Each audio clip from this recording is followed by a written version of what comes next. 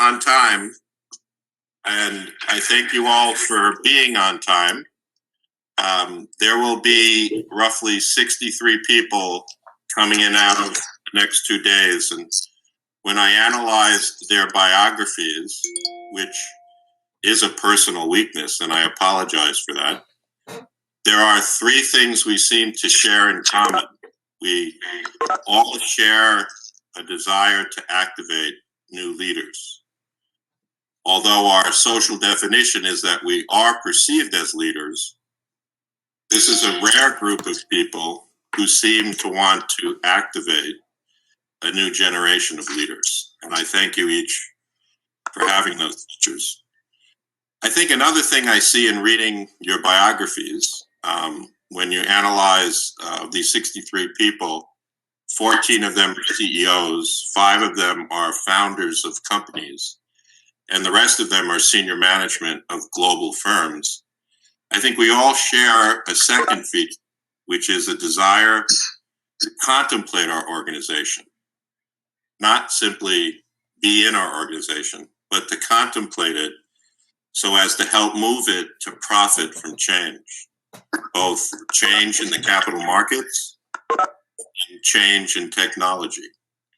And our 2 speakers in Ken Strassner's session coming up are going to present opportunities for you to profit from changes in innovation and changes in the capital markets expectations of a good investment. And I think the third thing we all share is a desire to find fun in the fundamental. We are not people who psychologically are narrowed by fundamental challenges. I see in each of you a growth pattern and an ability to find good cheer and opportunity in a challenge. And so it's very different. I have a rabbi friend who spent his whole career teaching prisoners, and he says the biggest difference between our type of social leader is that we seem to have fun in encountering fundamental things, in contrast to, say, a prisoner. So with that said, I'm going to turn it over to one of my dearest friends, Ken Strassner, who's been a part of this company for more than 16 years after he stepped down as a senior executive at Kimberly-Clark. Ken, do you want to talk about the skills you're developing in your workshop over these years? Ken? Morning, everybody. Thanks for joining us. Our platform for discussion today is the changing energy environment, the transformation to a lower carbon energy economy.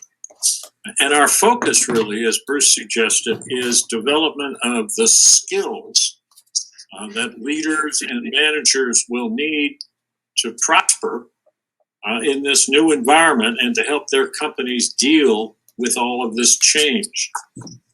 Our first speaker today, Tim Lindsay, will talk about how to understand some of the key superior developing technologies in the area of carbon and renewable energy. Understanding the key technologies is one of those skills which we believe successful managers will need. Second, we'll hear from Bernard Looney's Chief of Staff, Dominic Emery, and he is in the process of helping manage a transition from an oil company to a integrated low carbon energy company. And he'll talk about some of the leadership skills and organizational learning that they have developed in the process of starting that transformation. Another key skill is certainly understanding how to get the financial resources needed to affect this transformation to a low carbon economy. And John Stewart from Calvert Investments will talk about how the financial community is gearing up to supply the tremendous amount of capital that will be needed to affect this transformation. I read an estimate, I think, yesterday. Global financial need is more than $1.6 trillion a year over the next decade. Finally, we'll hear from a startup, Nikola, one of the hydrogen truck companies, and dealing with startups and understanding the dynamics that they have is another key skill we think it's important to develop. Tomorrow morning, we'll also hear from a very experienced government leader about what the new Biden energy policies will mean for energy investors, providers, and consumers. So we hope these 5 skills are helpful to all of you in understanding and feeling more comfortable in leading in this energy transition. Thanks, Ken. So Tim Lindsay is a blessing to our set of leaders. I would recommend that those who haven't had a chance to read his book, put in the words Timothy Lindsay, and read his book. It's on a book that helped Tim and I work for the Corps of Engineers for several years on the link between innovation, sustainability, and organizational improvement. Tim was the head of Caterpillar's Global Sustainability Program when he first joined this membership, and has formed his own innovation company called Highlander Innovation. With that said, Tim, I think it's time to take it away. We're going to pull up your presentation. Key innovations in energy storage and carbon management. Tim Lindsay. Thank you, Bruce. I've never heard Bruce describe me as a blessing before. I'll take it though, and probably remind him of that in the future. Greetings from beautiful Champaign, Illinois this morning. My work these days tends to be focused on helping companies peek around corners and look for the next big thing, the next big thing to improve performance, the next big thing to invest in, the next big thing. And a topic that comes up regularly is, what's the future of energy storage? What's the future of carbon management, in particular carbon capture and storage? And Debbie, I need control of the screen. You should have it. I agree. There we go.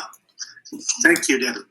You're welcome. But carbon is a hot commodity these days. The price of carbon credits traded in Europe has jumped about 135% over the past 12 months. You can see that the chart on the left is for the European Union emissions price over the last 10 years. You can see how it's really spiked in the last year or so. Even in North America, carbon prices have gone up 85% between 2017 and 2020. In fact, we hear a lot in the news these days about commodity prices going up. The only commodity that has increased more than carbon in value over the last 12 months is lumber. And lumber prices have actually declined a little bit in the last month, so carbon may actually be number one now.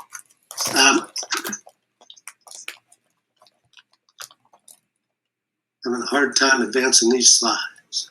There we go. I think I may have gone to.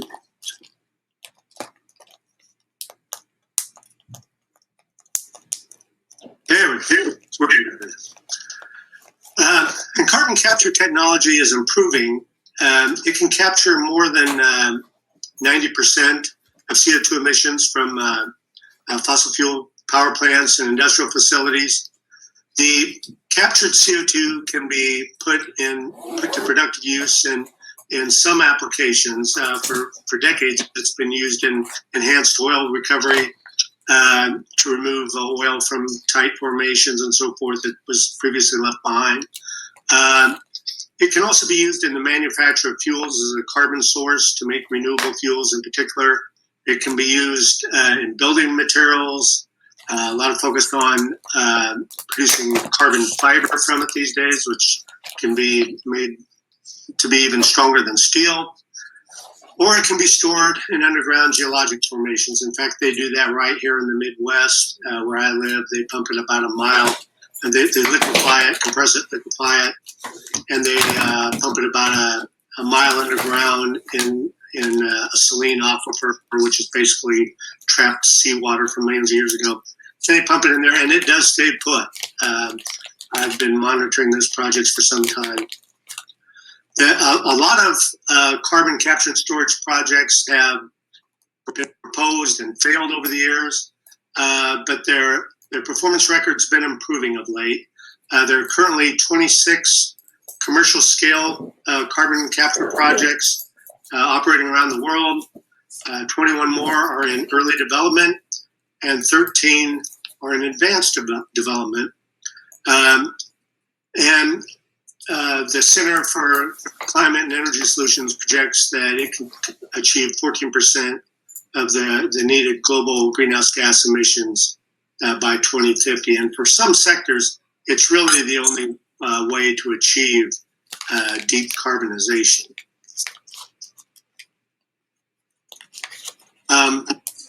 So back in 2015, NRG and COSIA got together to sponsor a Carbon X Prize. And part of the rationale here was the recognition that really for carbon capture technology to work, we have to have markets for the carbon. We have to make value-added products for which the CO2 can be used as a feedstock. And so they came up with a $20 million, was supposed to be a winner-take-all prize. There were dozens of companies that submitted technology ideas and did demonstrations and so forth. 2 winners were announced in April. They included in April of this year. I wanted to ask you. Yes. Yeah. And before you go on, Tim, since we have Gord Lambert here, who helped create this prize when he was structuring the Canadian Oil Sands Innovation Alliance. Gord, why don't you talk a little bit? I know I have to pull this out of you. Why did you choose 20 million, and why was the award split? Before we come back to Tim, Gord, up in Calgary.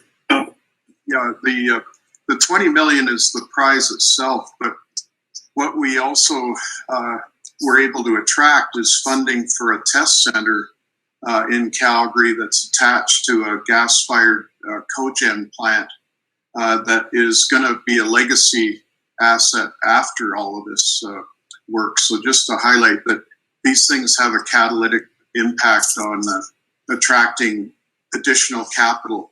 The $20 million prize, there's no real magic to the actual number, but the X Prize Foundation, who runs these things for a living, use that amount to attract the quality of opportunity required. But overall, go ahead, Gord. I'm sorry. No, so yeah, the 20 million is the prize, but the winners, it was judged by the X Prize Foundation funders, and they were equivalent in their capability. So yeah, that was the rationale for why 2. And I wanted Tim, Gord to go for anyone trying to build a business-to-business alliance in the near future on carbon and climate.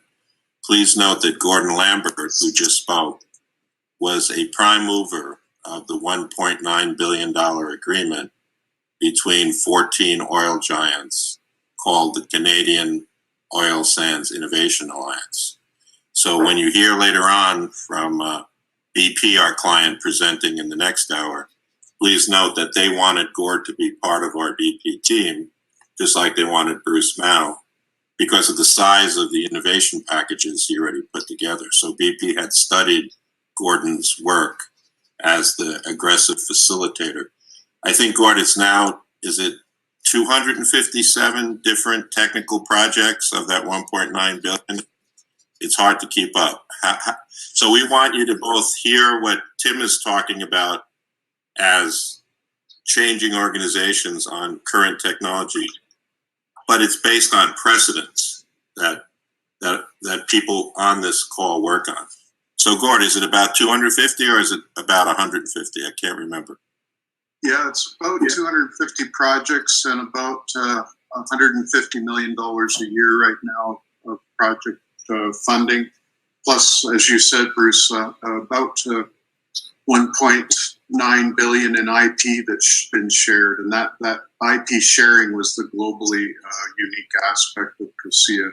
It was the first time the oil industry had ever entered into an IP sharing agreement amongst themselves. So, yeah. Thanks, Gord. Turn it back to you, Tim, because I thought people should get a sense of the scale of impact of some of the leaders on the call. Tim? No, that's good discussion. And Gord's background and perspective is appreciated because of the fact that COSIA was one of the sponsors here. But both of the winners are focused on alternative concrete technologies, which is an interesting choice. Concrete production accounts for somewhere between 8 to 10% of global CO2 emissions. There are 100,000 concrete factories in operation globally. And the way that the CO2 footprint is reduced here is particularly on the cement production side. So cement accounts for about 2/3 of concrete's CO2 footprint. And it's because of the way cement is made. So you have to mine limestone, it has to be crushed, and then it has to be baked at 2,700 degrees Fahrenheit to make clinker, which is just more rock. And then you have to grind that clinker to a fine powder. And all those steps take a considerable amount of energy and greenhouse gas emissions. And so this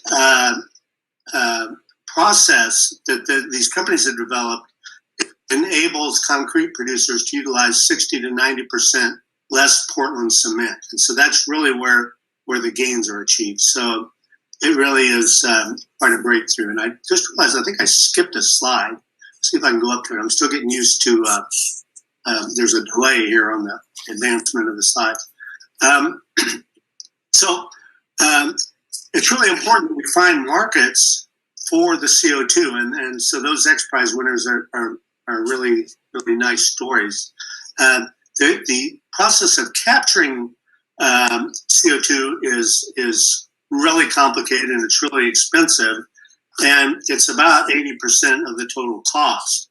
And there really haven't been any significant breakthroughs on that technology for a couple of decades now. The way it works is the CO2 is passed through an absorber. There are amine solvents in there that readily bond with the CO2 so that the CO2 can be removed from the gas stream. The amines then can be easily captured and CO2 can be separated from it. And then the amines can be reused. And then the CO2, since it's been captured, can be compressed and then used for markets or sequestered underground. But the separation cost is, again, it's about $80 to $90 a ton. You won't see that in the slides. I got that from someone who's active in the business who'd rather not be quoted at this point. The cost for geologic sequestration is only about $10 to $20 per ton. So there just haven't been any big breakthroughs on the capture side. So we've got to find productive markets for it to make the technology work out.